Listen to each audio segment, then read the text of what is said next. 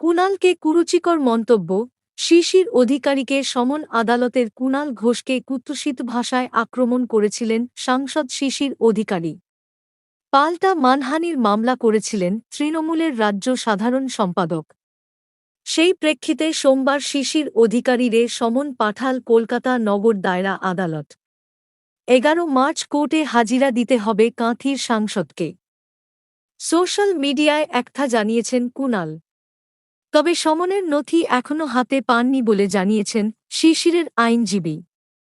উল্লেখ্য, 21 বিধানসভা ভোটের প্রচার চলাকালীন তৃণমূলের রাজ্য সাধারণ সম্পাদক তথা মুখপাত্র কুণাল ঘোষকে কুৎসিত ভাষায় আক্রমণ করেন সাংসদ শিশির অধিকারী।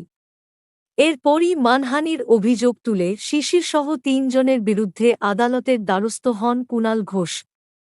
এদিন সেই মামলার শুনানি ছিল আদালতে। সেখানে বিচারক অভিযুক্তদের আদালতে হাজিরার নির্দেশ দেন। আগামী 11 মার্চ আদালতে আসতে হবে শিশির অধিকারীকে। এ বিষয়ে এদিনই সমন পাঠানো হয়েছে বলে খবর।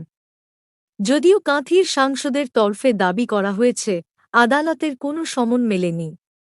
নথি হাতে পেলে পরবর্তী পদক্ষেপ করা হবে। প্রসঙ্গত, 21 বিধানসভার আগে থেকেই অধিকারী পরিবারের সঙ্গে তৃণমূলের দূরত্ব বেড়েছে।